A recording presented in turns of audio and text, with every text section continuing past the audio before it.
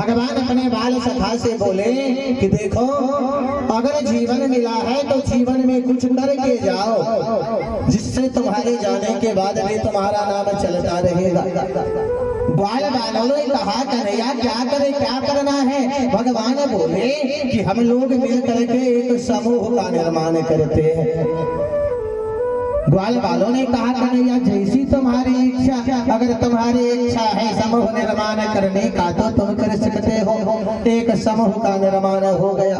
बोला हर समूह का कोई ना कोई अध्यक्ष होता है, सो इसका भी तो अध्यक्ष होना चाहिए। भगवान बोले हाँ बिल्कुल होना चाहिए। कौन बनेगा अध्यक्ष? तुम लोग ही इसका निर्णय कर लो। ग्वाल वालों ने कहा कन्हैया अध्यक्ष बनने योग्य तुम्हारे सिवा तो कोई है नहीं, इसलिए तुमको ही इस समूह का अध्यक्ष बनाया जाएगा। भगवान बोले कोई बात नहीं, अगर तुम समूह का यही मत है तो मैं अध्यक्ष बनने के लिए भी तैयार हूँ। भगवान को अध्यक्ष बना दिया जाता है। भगवान बोले ग्वाल वालों से कि तुम लोग इस समूह का सदस्य बनो। चलो ठीक है, सभी ने अपना अपना पद स्वीकार किया। फिर ग्वाल वालों ने कहा कन्हैया समूह का निर्माण तो हो गया, लेकिन हर समूह का कोई ना कोई नाम होता है, तो इस समूह का भी तो नाम होना चाहिए। भगवान बोले बिल्कुल होना चाहिए। तो क्या नाम रखोगे इस समूह का? भगवान बोले देखो इस समूह का नाम रहेगा बाल गोपाल चौर्य विद्या प्रचार मंडल। अच्छा चलो नामकरण भी हो गया समूह का, लेकिन इसका काम क्या होगा? भगवान बोले इसका एक ही काम होगा, चोरी विद्या का प्रचार करना। ग्वाल वाले ने कहा कन्हैया यह कोई समूह हुआ?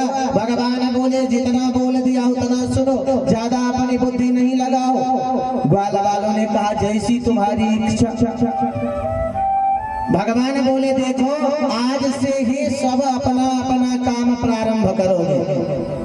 और यह कहा जाता है कि जो व्यक्ति अपने घर में इज्जत प्राप्त कर लेता है उसी को संपूर्ण समाज में इज्जत मिलता है, और जो समाज में इज्जत प्राप्त कर लेता है वह कहीं भी चला जाता है तो उसको इज्जत मिलता है। इसलिए आज पहला दिन है, सब अपने अपने घर से प्रारंभ करोगे कार्य करना। या जो चोरी करने का कार्य है सब अपने अपने घर से करोगे। ग्वाल वालों ने कहा कन्हैया तुम नहीं जानते हो, अगर हम चोरी करेंगे और चोरी करने में पकड़ा गए तो पिटाई होगी। भगवान बोले चोरी करना ही पड़ेगा, अगर इस समूह में रहना है तो चोरी करना पड़ेगा। ग्वाल वालों ने कहा चलो अगर तुम कहते हो तो हम लोगों को स्वीकार है। शायद सभी अपने अपने घर जाते हैं। भगवान तो अपने घर में चोरी करने में सफल हो गया, लेकिन और भगवान के जितने भी बाल सखा थे कोई भी चोरी करने में सफल नहीं हुआ। चोरी करने में सब पकड़ाया गया और सबकी जम करके पिटाई हुई। प्रातः काल भगवान नित्य की तरह जब जाते हैं गाय चराने के लिए बने, तो भगवान बोले किस किसने चोरी करने में सफल हुआ? उधर से भगवान का मित्र मनसुखा आया कन्हैया। भगवान बोले क्या हुआ? मनसुखा बोला कन्हैया क्या कहूँ मेरा हाथ नहीं उठ रहा है। भगवान बोले हाथ में क्या हो गया?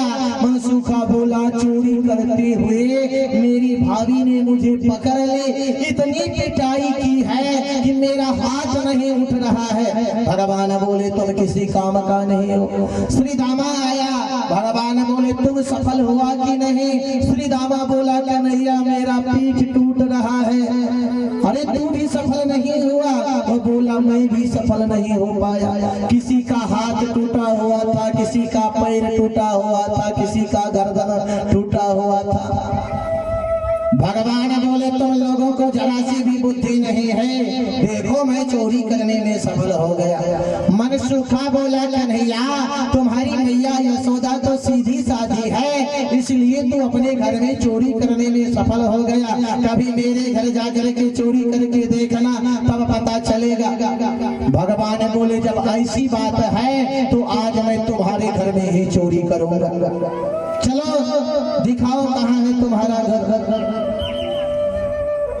भगवान सभी ग्वाल बालों को साथ करके मनसुखा के घर पर जाते हैं तो मनसुखा की भाभी देखती है, भगवान को विचार करती है कि इसी के कारण मनसुखा भी चोरी करता है। मनसुखा की भाभी भगवान से बोली कि कन्हैया तुम सबको चोरी करने के लिए सिखाते हो, अरे वो तो तेरी मैया यशोदा सीधी साधी है, इसलिए तू बच जाता है। कभी मेरे घर में चोरी करके देखना, तब मैं तुझे बताऊंगी कि चोरी करने का क्या फल मिलता है। भगवान बोले भाभी जी तो चलो, आज तुझमें और मुझमें शर्त लगी कि आज मैं तेरे घर में चोरी करके दिखा दूंगा। वह बोली अगर तू मेरे घर में चोरी करने में सफल हो गया तो मैं अपना नाम बदल लूंगी। भगवान बोले अगर मैं सफल नहीं हुआ तो मैं चोरी करना ही छोड़ दूंगा। दोनों ने शर्त लग गया। भगवान फिर चले आते हैं, सायंकाल भगवान विचार करते हैं आज ही परीक्षा का समय है, अगर मैं चोरी करने में सफल नहीं हुआ तो मुझे आज से ही चोरी छोड़ना पड़ेगा। इसलिए भगवान सभी ग्वाल बालों को साथ करते हैं और जाते हैं मनसुखा के घर पर चोरी करने के लिए। तो देखते हैं यहाँ तो बहुत कड़ी व्यवस्था है, पर सारी खिड़कियां को बंद कर दी थी, सारा दरवाजा बंद कर दी थी और मुख्य द्वार पर मुख्य दरवाजा पर एक डंडा लेकर के पहरा में बैठ गए थे कि कन्हैया तो बहुत नटखट है, वह आएगा जरूर। भगवान देखते हैं कि एक भी द्वार खुला हुआ नहीं है और मुख्य द्वार पर तो वह स्वयं बैठी हुई है डंडा लेकर के। अगर मैं थोड़ा भी इधर उधर करता हूँ तो पकड़ाया जाऊंगा। भगवान सोचने लगते हैं अब क्या किया जाए, चोरी तो करना है। इसलिए भगवान एक पत्थर उठाते हैं और मनसुखा के घर के तरफ से उसकी पड़ोसी के आंगन में पत्थर फेंक देते हैं। पड़ोसन को लगा कि इसका अर्थ है कि मनसुखा के घर से आया है, उसकी भाभी नई आई है, वही पत्थर फेंकी है। इसलिए पड़ोसी उधर से गाली देने लगी कि देखा इसको 2-4 महीना ससुराल आना नहीं हुआ और मेरे आंगन में पत्थर फेंकना शुरू कर दिए है। जैसे ही पड़ोसन गाली देने लगे, मनसुखा की भाभी भी उससे कम नहीं थी, डंडा फेंक दे और कहीं उससे लड़ने के लिए। भगवान सब विचार करते हैं यही अवसर है। भगवान ग्वाल बालों से बोले देखो समय तो बहुत कम है, क्योंकि जैसे ही उधर झगड़ा बंद हुआ तो वह तुरंत दौड़ती हुई आ जाएगी, इसलिए चलो। भगवान जब जाते हैं उसके घर के भीतर तो वहाँ जहाँ पर माखन की मटकी रखी हुई थी वहाँ भी बहुत कड़ी व्यवस्था थी। बहुत ऊपर में माखन की मटकी रखी हुई थी। भगवान विचार करते हैं अब क्या किया जाए, यहाँ तो सीढ़ी है नहीं, इसलिए भगवान ग्वाल बालों को आदेश देते हैं एक ग्वाल बाल के ऊपर दूसरा, दूसरा के ऊपर तीसरा, तीसरा के ऊपर चौथा और सबसे ऊपर भगवान पहुंच जाते हैं माखन की मटकी के पास। वहां जब भगवान जाते हैं देखते हैं यहाँ भी कड़ी व्यवस्था है कि मनसुखा की भाभी जानती थी कि कन्हैया बहुत छलिया है, इसलिए वहां पर वह घंटी बांध दी थी कि जब कन्हैया आएगा किसी भी तरह से अगर आ भी गया तो यहाँ जैसे ही वह मटकी को स्पर्श करेगा घंटी बजेगी, मैं आकर के उसको पकड़ लूंगी। भगवान घंटी से बोले घंटी आज तू नहीं बजना। घंटी बोले प्रभु ऐसा तो हो ही नहीं सकता। भगवान बोले क्यों नहीं हो सकता? घंटी बोली प्रभु मेरा तो काम ही है, जब आपको भोग लगता है तब मेरा काम है बजना, और आज आपको भोग लगे और मैं चुपचाप बैठी रहूं यह तो हो ही नहीं सकता। भगवान बोले घंटी अगर आज तू बजेगी तो मनसुखा की भाभी मेरा बैंड बजा घंटी बोली प्रभु आप कितना भी मुझे समझा दो, लेकिन आज मैं चुप रहने वाले नहीं हूँ। भगवान कितना भी घंटी को समझाते हैं, लेकिन घंटी बोली प्रभु आपको भूख लगे और मैं ना बजूं ये तो हो ही नहीं सकता, मेरा काम ही है उस समय बजना। भगवान को भी क्रोध आता है कि घंटी मैं तुझे कितना समझाया लेकिन तू नहीं मानती है, समय तो मेरे पास कम है, इसलिए मुझे चोरी तो करना ही है, इसलिए तुम्हारी जितनी इच्छा है तुम बजो। और भगवान माखन खाने लगते हैं, उधर घंटी बजने लगती है। और जैसे ही घंटी बजने लगे कि उधर से मनसूखा की भाभी दौड़ती हुई आती है। जैसे ही ग्वाल वालों ने देखा कि भाभी जी आ रही है, सब छोड़ करके भाग गया। भगवान अब मटकी में लटके हुए थे, इधर भगवान मटके में लटके हुए थे, इधर से मनसूखा की भाभी जाती है, भगवान का पैर पकड़ करके खींचने लगी। भगवान बोले भाभी जी मैंने मान लिया कि आज तुम मुझे पकड़ ली हो, लेकिन अगर इतना ऊपर से इस प्रकार से खींचोगी तो मेरा तो अनेकों टुकड़ा हो जाएगा। अरे अब तो मैं तुम्हारे पकड़ में आ गया हूँ, इसलिए मुझे नीचे उतारो। मनसूखा के भाभी विचार करती है कि कन्हैया तो बहुत छलिया है, इसलिए पहले जाकर के दरवाजे में ताला लगाती है और फिर आती है, भगवान को नीचे उतारती है। नीचे उतारने के बाद भगवान से बोली कन्हैया आज चल तू मैया यशोदा के पास, आज मैं मैया यशोदा से जाकर के कहती हूँ कि तू मेरे घर में किस प्रकार से माखन चोरी कर रहा था। भगवान बोले कोई बात नहीं, अब तो मैं तुम्हारी पकड़ में हूँ, जहाँ मन है ले चलो। मनसूखा की भाभी भगवान को पकड़ करके ले जाने लगे। भगवान ग्वाल बाल को आदेश देते हैं पीछे पीछे चलते रहो। जाते जाते जब भगवान को लेकर के वह कुछ दूर पहुँचे तो भगवान उससे बोले कि भाभी जी अरे चुपचाप जाते हो, अरे कम से कम मार्ग में बातें तो करते चलो। उसने बोले क्या बात करना है? भगवान बोले भाभी जी एक बात बताओ, जब आप अपने मायके से ससुराल आ रही थी तो आते समय आपके पिताजी ने आपको क्या सब दिया? वह बोली तुमको क्या मतलब है, कुछ दिया या नहीं दिया?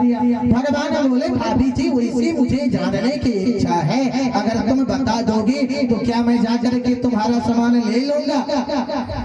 अरे बताने में क्या जाता है, जो नहीं भी दिया था उसका भी नाम लेकर के वह बोली बहुत कुछ मेरे पिताजी दिए, टीवी एसी फ्रिज ये वो सैकड़ों सामान का नाम बताया। भगवान बोले सब कुछ तो दिए लेकिन एक वस्तु देना भूल गए। बोले अरे क्या देना भूल गए? भगवान बोले सब कुछ तो दिए लेकिन आते समय घूंघट देना भूल गए। अरे तुम अपने ससुराल में हो और बिना घूंघट का इस प्रकार से चल रही हो, तुमको लज्जा नहीं आती? वह विचार करती है कन्हैया कह तो सही रहा है, मैं नई नवेली बहू हूँ, मुझे घूंघट लेकर के चलना चाहिए, इसलिए वह घूंघट ले लेती है। और वृंदावन का यह नियम है, अगर कोई घूंघट लेता है बहुत नीचे तक घूंघट लेता है। अब घूंघट लेकर के उसके बाद भगवान को लेकर के आगे बढ़ते हैं। जाते जाते जाते जब कुछ दूर गए भगवान बोले भाभी जी एक बात मानना पड़ेगा। बोली क्या? भगवान बोले मुझे लगता है कि आप पिछले जन्म में कसाई थे। अरे क्या हुआ? भगवान बोले देखो तुम मेरा एक हाथ को पकड़ करके खींचे जा रही हो, मेरा हाथ दुख रहा है, अरे कम से कम हाथ तो बदल लेने दो।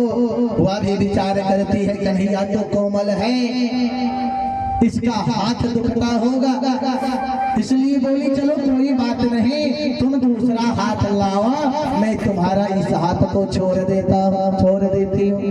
भगवान अपना दूसरा हाथ के बदले मनसूखा को इशारा करते हैं, मनसूखा तू अपना हाथ बढ़ा दे। भगवान के कहने पर मनसूखा अपना हाथ बढ़ा देता है और मनसुखा का ही हाथ पकड़ लेते हैं और भगवान का हाथ छोड़ देते हैं। अब भगवान दौड़ते हुए पहुंच जाते हैं अपने घर में, जाकर के भगवान सो जाते हैं। इधर मनसुखा की भाभी विचार करती है कि आज तो मैं मैया यशोदा से जा करके कहूंगी कि मैया देख, तू अपनी लाला को, तुम्हारा जो ये लाला है कितना चोर है, आज यह गया था मेरे घर में माखन चुराने के लिए, सो मैंने इसे माखन चुराते हुए पकड़ लिया। भगवान समझ करके अपने ही देवर को खींचती हुई ले जाते हैं। मैया यशोदा के द्वार पर जाकर के आवाज देते हैं, अरे हो मैया यशोदा कहाँ हो, आज देखो अपने लाला का काम, आज गया था मेरे घर में माखन चोरी करने के लिए, सो मैंने इसे माखन चोरी करते हुए पकड़ लिया।